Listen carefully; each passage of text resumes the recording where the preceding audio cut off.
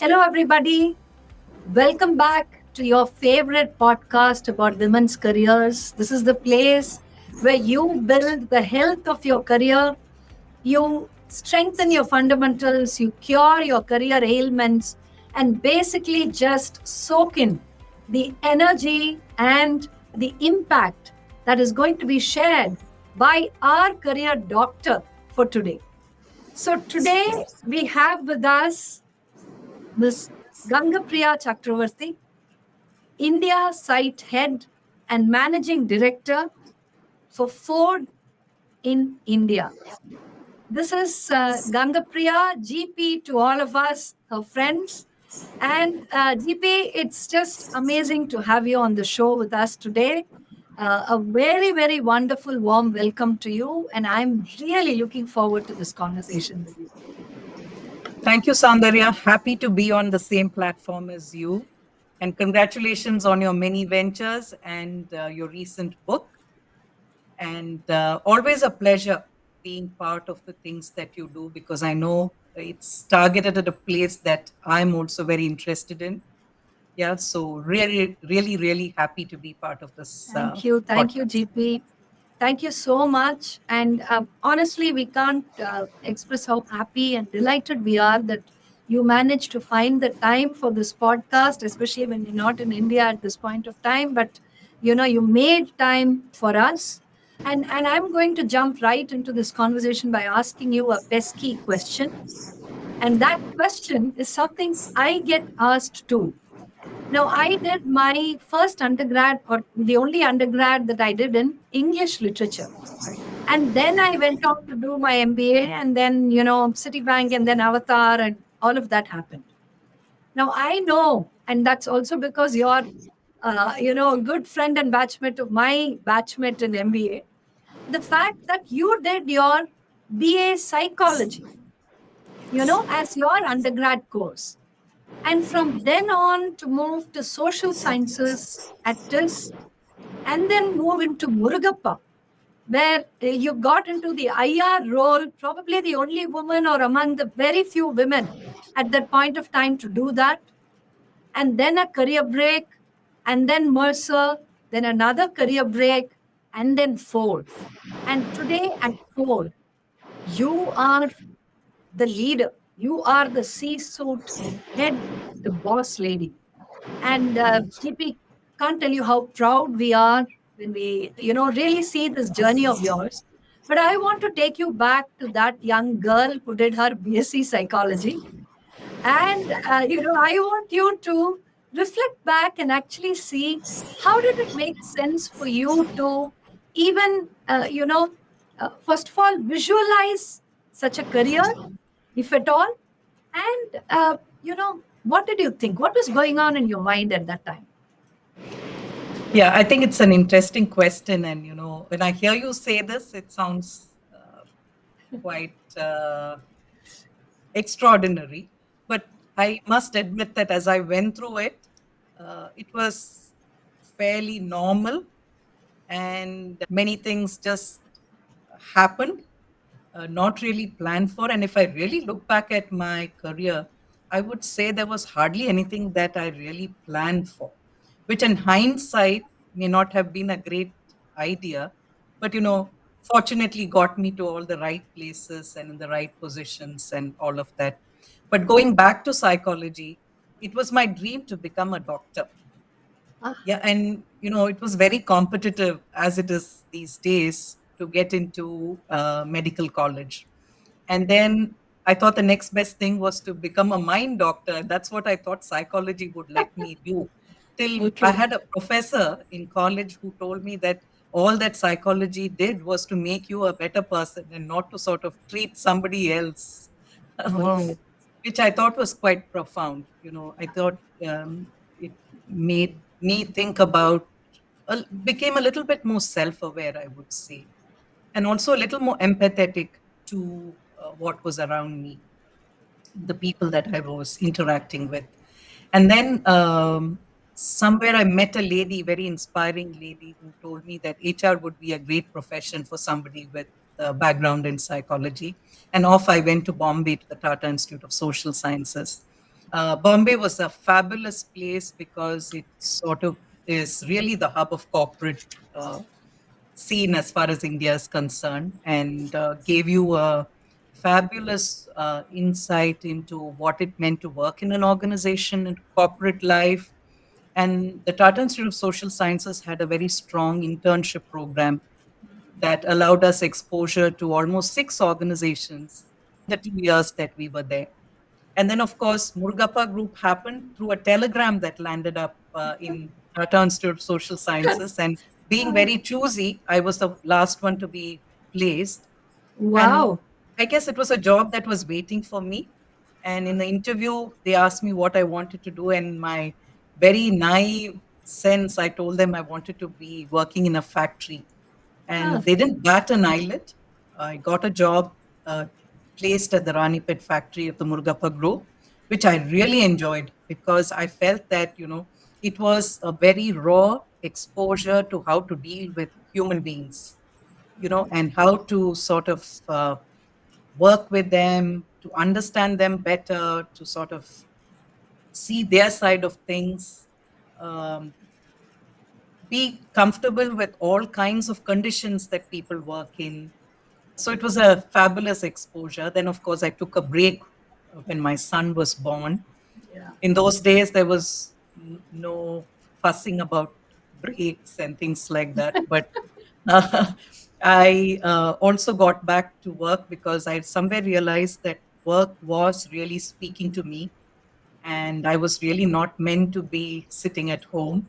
So got into Mercer, spent over a decade with Mercer. It was a very, very, very enriching, very, very, it was full of experiences, good, Got bad. it. Yeah. And so I would say in a lot of ways changed me as a person. I took a break also because after so many years in consulting, it sort of started to show on me in terms of my health. I also wanted a little more balance in my life as my son was getting into high school. Again, just took a break, not knowing what I would do and whether I'd even come back. Again, got restless after about a year, and I got this call from Ford to head HR for the business service organization, which I gladly accepted because they were a client of mine and I really enjoyed working with them. And then just before COVID was when I took over as managing director of the company, not realizing that my biggest challenge in my career would perhaps be dealing with an organization at the time of COVID. So, things happen. I would say hardly anything planned. I'm not trying to be facetious about it, but really wish I had been a little more thoughtful about how I managed my career. But really, no regrets. Really, I have embraced every experience that has come my way, every opportunity that has come my way. And yeah, here is where I am, enjoying what I'm doing and learning new things and trying to sort of stay abreast of everything that is happening so that, one can do better. Absolutely. Thank you. Thank you for that, GP. It was beautiful as you just kind of walked us through the life narrative that has brought you up until this point. I can imagine in an alternate universe, you would be that doctor wearing your, white doctor's lab coat and rocking those beautiful cotton saris, which you absolutely love. Different kinds of cottons are your absolute favorite. Whenever we've, of course, had multiple interactions over the past maybe 10, 12 years, ever since, I came to kind of know you. And one word that always comes to mind whenever I think of you is mellow. And, as somebody who I know is deeply passionate about women's careers, if I remember. So I wanted to ask you this, JP, two questions actually. Now, as the managing director of Ford in India, you have this opportunity to impact the number of women in the automobile industry. I mean, I'm just taking that. We could look at automobile, we could just look at GCCs because you have a wide Correct. canvas in front of you today. So we could look at that. That's one part. But the bigger part is about the fact that we need more women in the Indian workplace.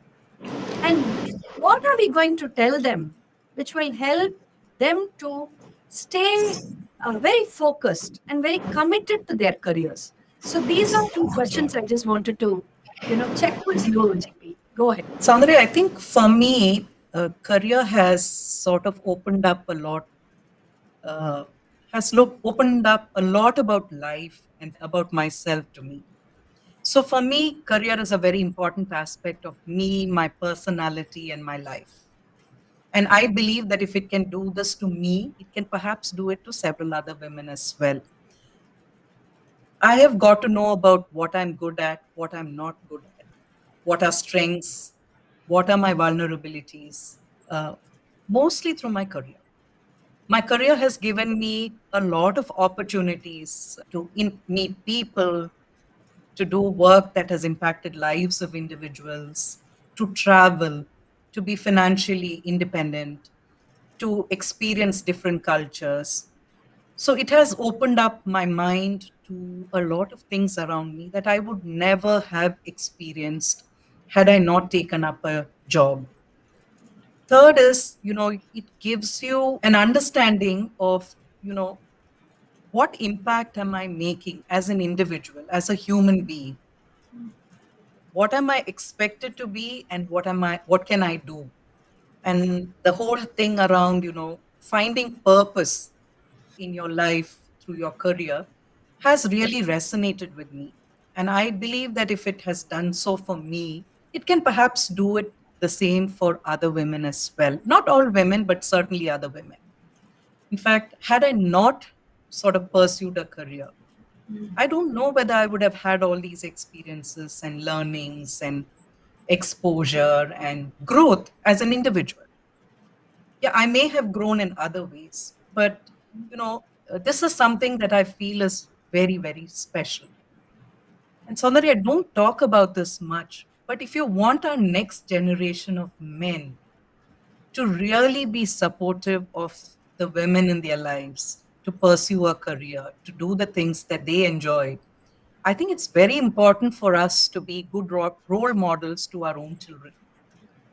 And being the mother of a son, I do believe that my working and my having a career has certainly impacted how he sees, uh, you know, work in general, sharing of workload, which again is a very contentious issue in societies like ours, about pursuing things that are of interest to oneself, and how the world can become a much more equal place for both men and women.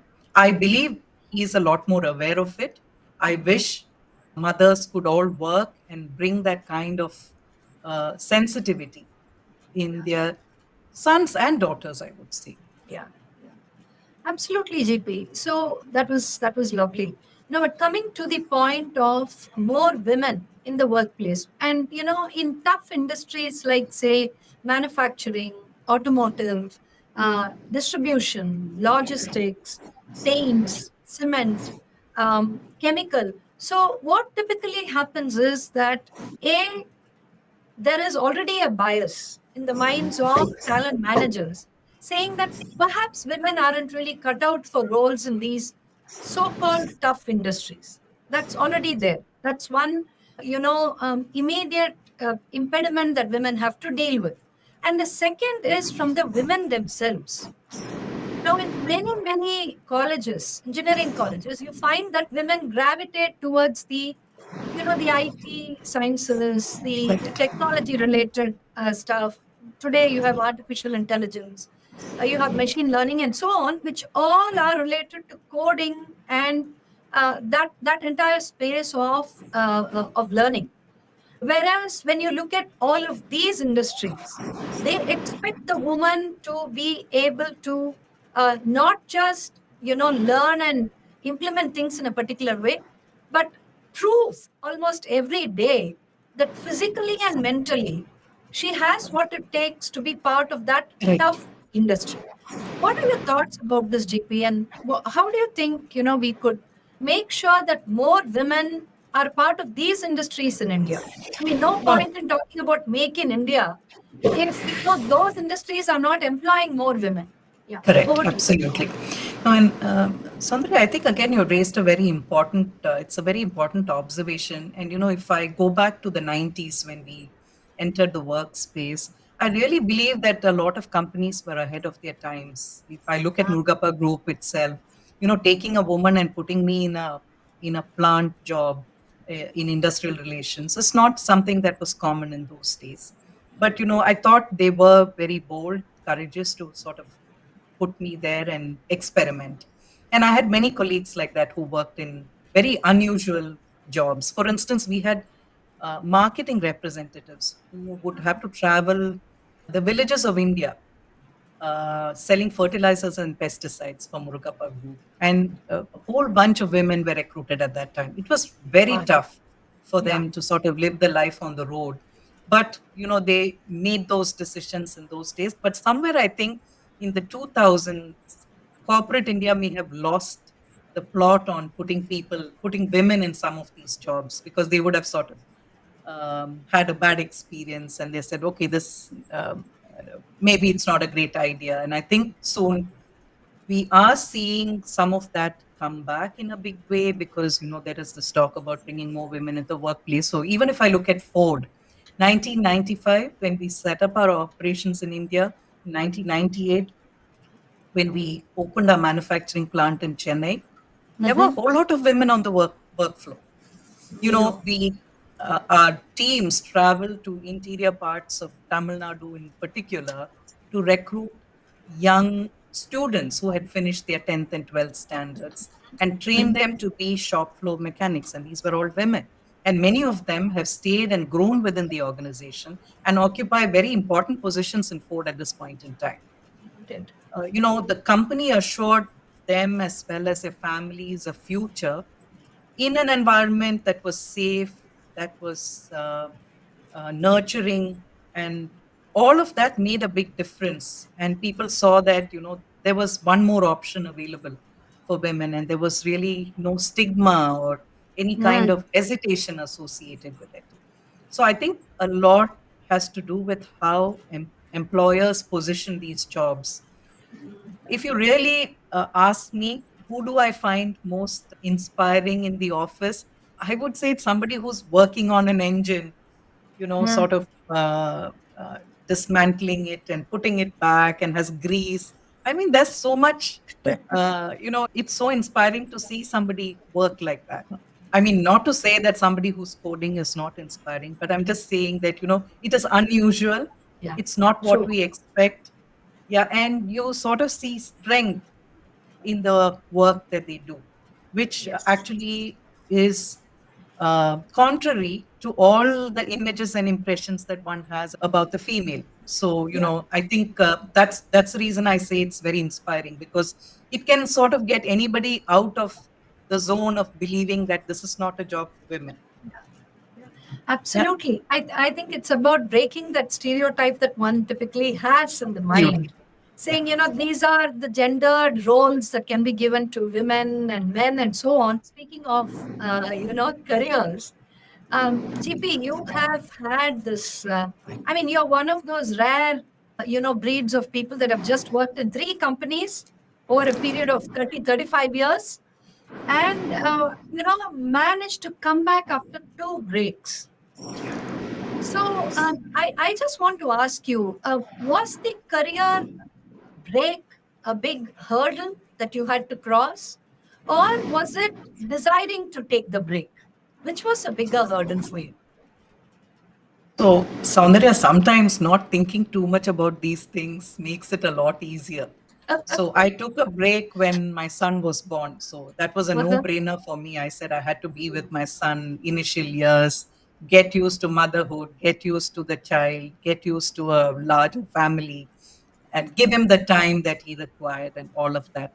But I also felt after 2.5, 3 years when he had started kindergarten that, it was not for me to sit at home. So I had to come back. But it was a shock when I came back to work because I was working with much younger people in my office who were much smarter than me. And somewhere I felt I had lost in 2.5 or 3 years a lot, or the world had perhaps changed a lot in the 2.5, 3 years that I was away. That also made me slightly more competitive. Yeah, I Mm. just felt that, the competition was very different.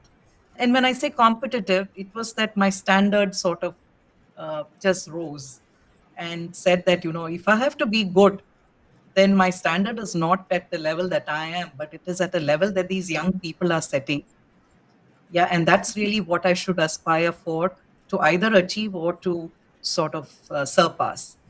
So Oh, in a way, it was interesting because there were young people there to teach you things and to set the standards for you. But you were also there to sort of give them good advice about, the mistakes that they could make, or things that they have to watch out for, or how we used to do it in those days, which still made a lot of sense. oh, this is amazing. Ladies, those of you watching the show, and either contemplating a break or have just come back after the break, you should listen to what GP is saying about the fact that it really makes you more competitive. So that means that you come back thinking that, hey, I am going to have to kind of deal with people younger than me, more skilled than me, and what do I have in my own skills repertoire to be able to take them on. So I think that's a great way of looking at it, GP. um, Yeah, and yeah, Soundarya, one thing that yes, it sort of knocks off several biases that you have in your head, that, younger people have to sort of go through it before they can sort of get somewhere, that hierarchy is based on age. All that is knocked out of the door. It's no longer valid for you. So I think yeah, it's also a life lesson as you go through that experience. So I absolutely, would say look at it very positively. Look at it as an advantageous situation. yeah, yeah. Turn anything And into an advantage. absolutely. GP, again, staying on the topic of the break, because I think this is quite amazing coming from you, managing director of Ford in India. A lady with two breaks on her resume, which is fantastic, and you're wearing it proudly like a badge of honor. Now, I just want to ask you, both times when you came back from the break. So the first time was when you emerged from the Murugappa job and you got into Mercer, completely different. The previous industry was industrial role and a very different arena. And then you moved into high-end HR consulting, which probably, asked very different skills of you. And then from there, again the break, and this time you are getting into what is called as the shared services or the GCC business. And Ford was one of the first in the country to set up a GCC, to set up Right. a business services. So again, it was, you didn't lean into your area of comfort. You came back into the workplace and you looked at something which is so totally different. Would you say that's a strategy that second career women should typically use? What are your thoughts about that? So I think that's a wonderful way to look at it, though I didn't sort of look at it and seek a job that was very different. It just happened because, when I was looking at a job after my son got to school, the only thing that somebody was willing to give me was a part time job, and mostly to try me out, whether I would really be able to manage, whether I would be able to deal with all these young people around me. And so somebody was willing to offer a part time job. And I realized that in consulting, there was no part time. When your client needs you, you need to be there. So these are basic expectations. Um, yeah, so it was a big challenge moving from uh, Murugappa Group to motherhood to um, high voltage consulting career. But I must say it started slow and then it sort of picked up pace. So to some extent, it was manageable to make that transition. The fourth transition was a little different. From being on this side of the table, I was going to the other side of the table as a in-house HR person. So it was really all about, stop giving the gyan and actually doing things. Yeah, it was in my years as consulting, I would have been sort of advising or helping companies to put things in place. And here I had to actually do it. I had to work with my team to get things done.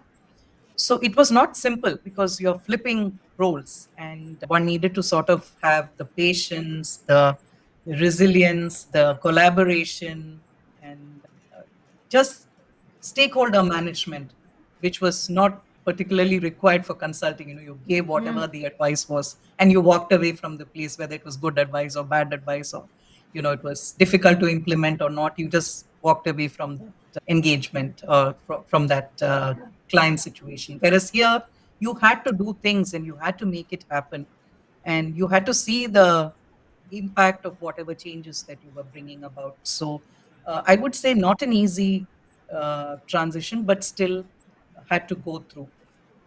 I would say my transition from the HR head role to the center head was even more challenging. Wow. One, because it was not something that I had in my mind as a job that I would ever do. So it was not even in my uh, on my radar, if I may say so. So I had to actually get my hands around it.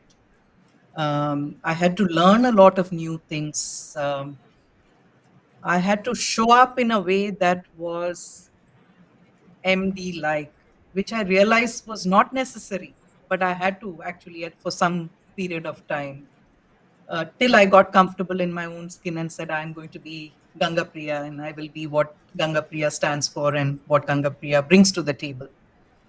Yeah. And I had to also define the job as I wanted to do it because I had worked with two different MDs and I had seen both of them do very different things.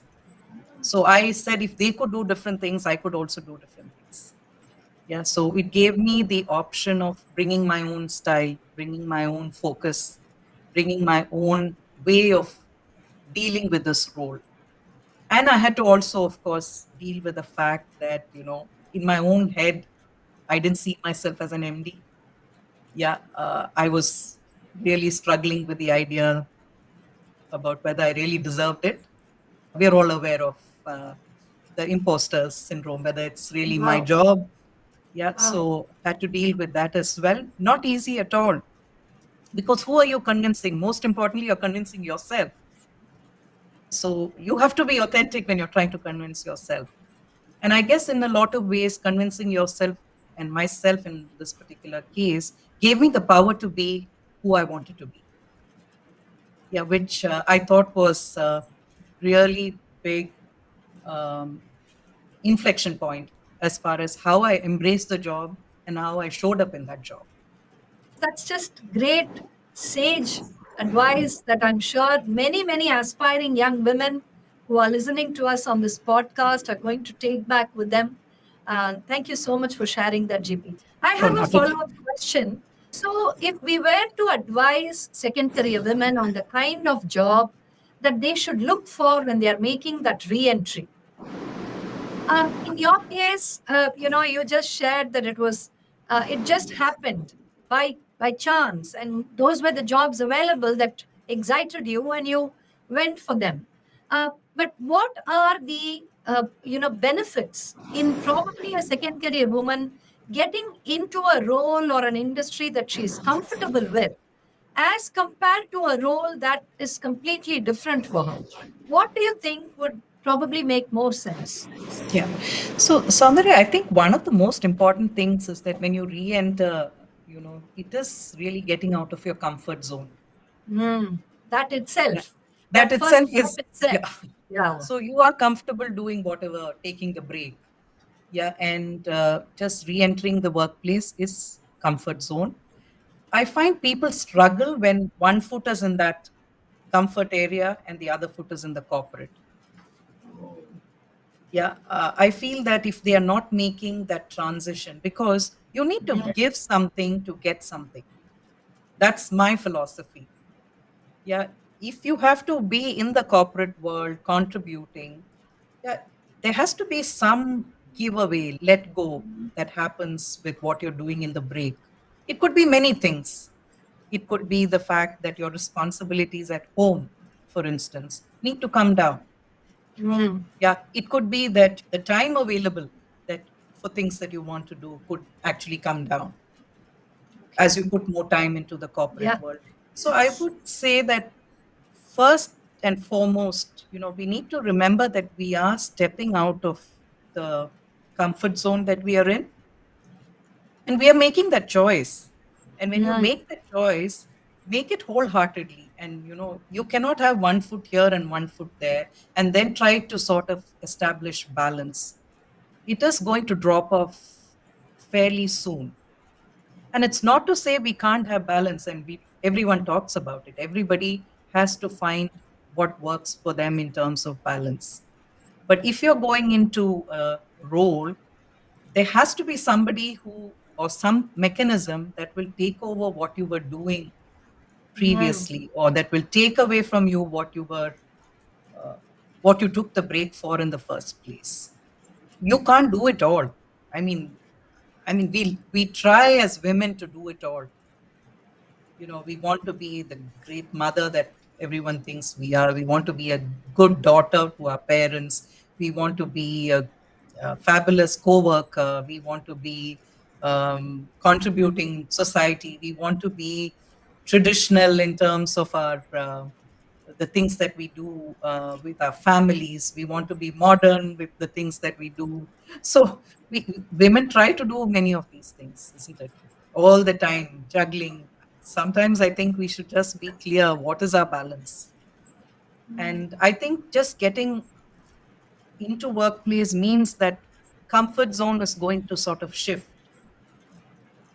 I think everything else people can pick up, whether it's a job, mm, whether it's skill sets, all of those you can pick up if you have the basic attitude, if you have the basic skill sets, if you have access to resources, if you have a good boss, if you have a good environment, you can pick up all of that in the corporate world. And I always tell women employees, if you can manage a home and a family, managing a corporate job is not a big deal.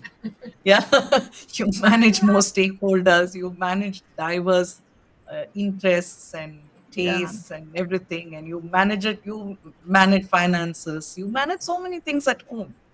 I mean, managing a job is much easier in comparison as far as I'm concerned. Oh, So that's go for beautiful. it. Go for it. Yeah. But just, I think it's more a mindset thing to say that, I'm moving from one place to the other in my life.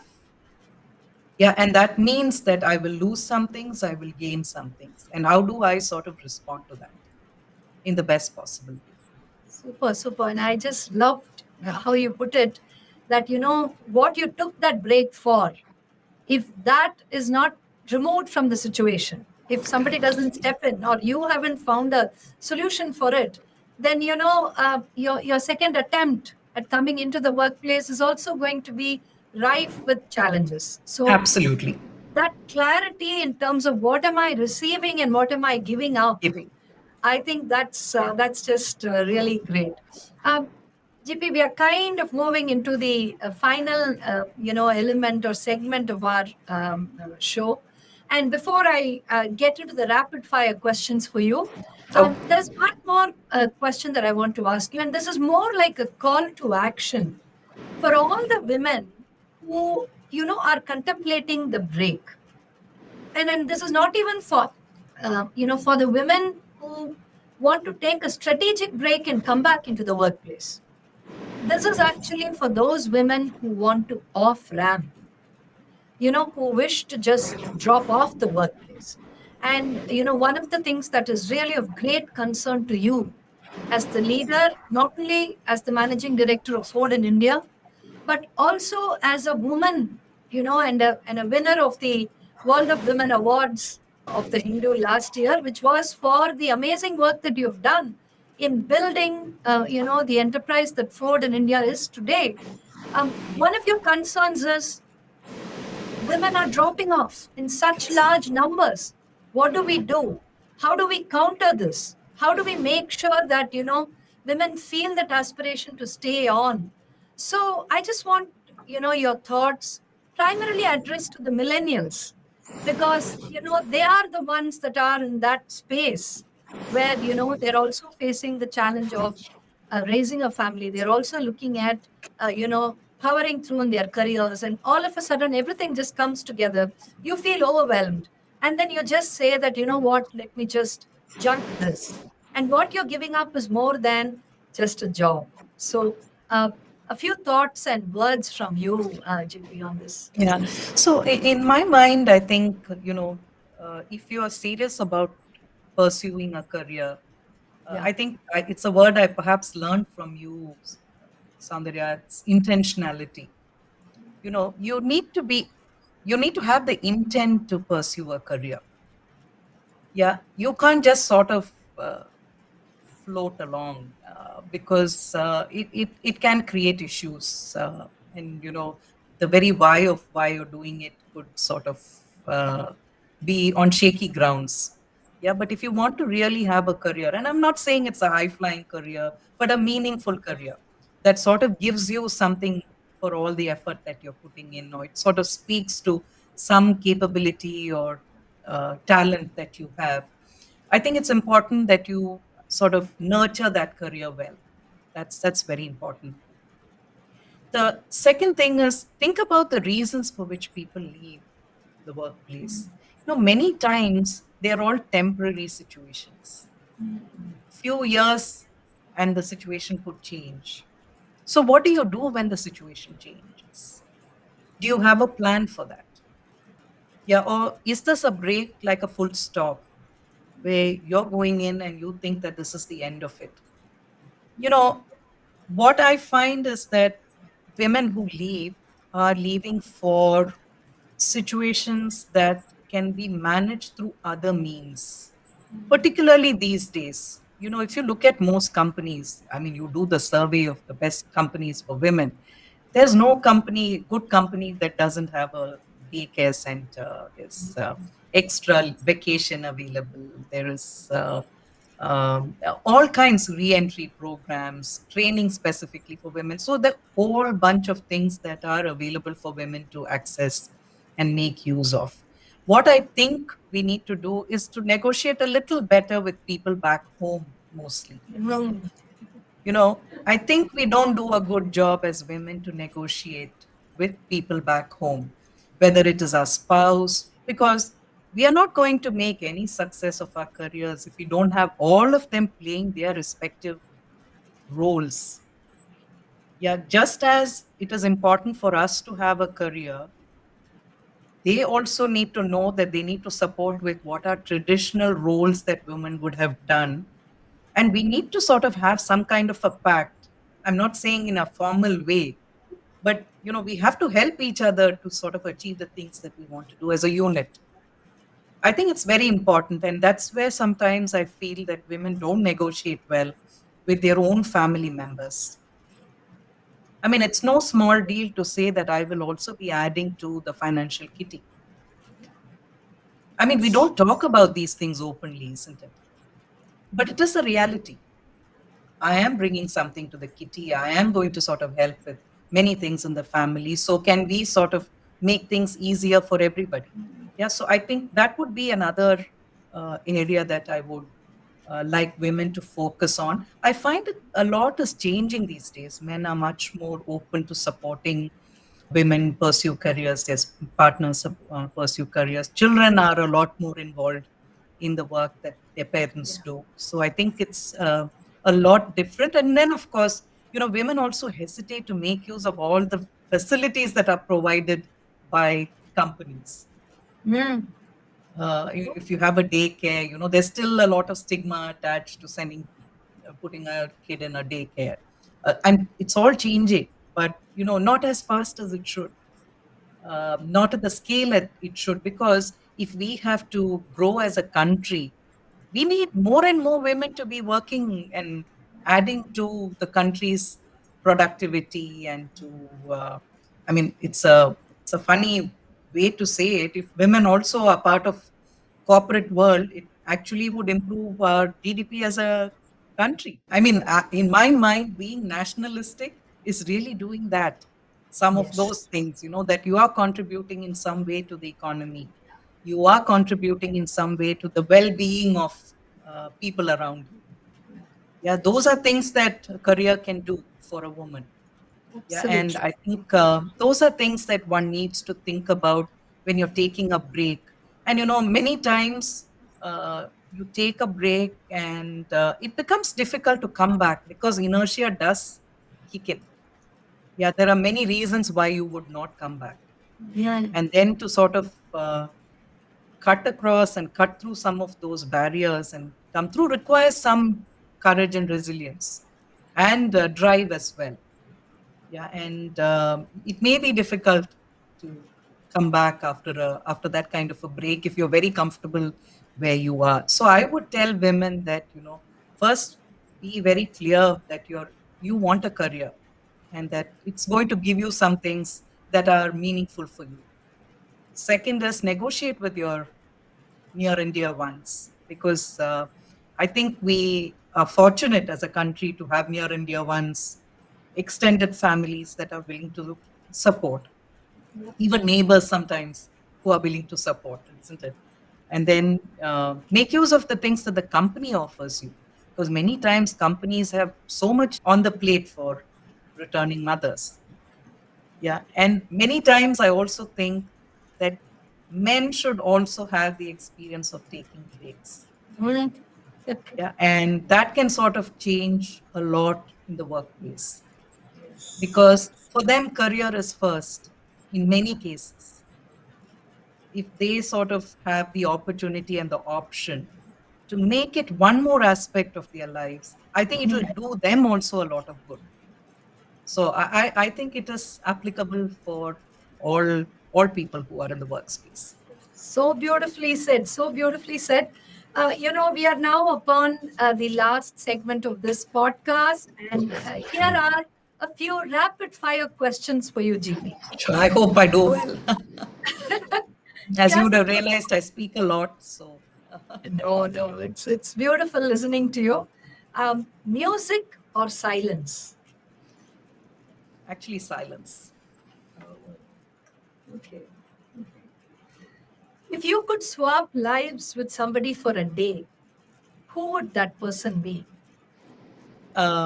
Many people, um, a lady politician, for instance, I would Wow. be, yeah, Yeah. a lady.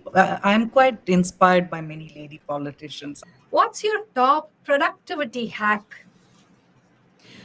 To do lists, To do less. Oh, lists, wow. to do Okay. lists, Oh, lists. Okay, to okay. do. Yeah, yeah. Oh, I yes. can make any number and they will Yeah. all be in beautiful notepads and post-its and they're all over the place. Super. What's your favorite day of the week? Friday. Okay. I look forward to the weekend because I think it's a well-earned weekend. It's a time to wind down.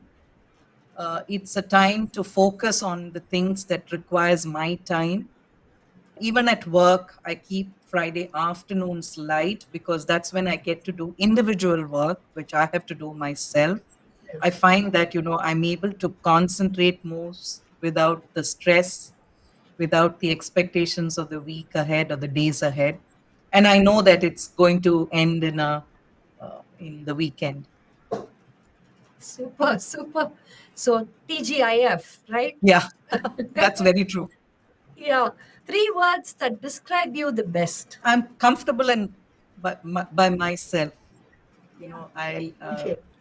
comfortable with my own self, being by myself, and increasingly so. Soundarya, I don't know why, but increasingly comfortable. I know these are much more than three words, uh, No, and solitude is always, joy. yeah, always wanting to learn something new, learner seeker, Lovely, lovely. So, mellow, a lover of solitude, and a lover of learning. I learning. Yes, guess, I would say I anything guess that gives me new knowledge. I like to. Yeah. Thank you so much, GP. Ladies, that was Gangapriya Chakraverti, India site head and managing director for Ford in India, talking to us on this episode of Conversations with a Career Doctor. GP, thank you so very much for joining us on this show today. And your warmth and your humility and the absolute vulnerability with which you shared your life's journey has been amazing. And we really, really hope that, all the women out there who are watching this show take away tons and tons of inspiration from you. Thank you, GP. Thank you for Thank you, joining. Saundarya. Thank you for this opportunity. Really happy to connect with you and sort of be part of this journey that you are on. In fact, I feel that at my position, I have an opportunity to impact a lot of women. Yes, It's not yes. something that I I even imagined would happen, but a lot of people do look up. Uh, for whatever reason. So Yeah. No, I'm very, very absolutely. happy to do this. And, Yes. when it's about sharing one's own experiences, I think uh, I'm more than happy to. So when an invitation comes from you, can't say no to it. No, thank you, GP. Thank you so very much. And my dear ladies, hope you enjoyed this week's podcast of Conversations with a Career Doctor. Here's wishing you a career filled with discovery and delight. Till next time, bye bye.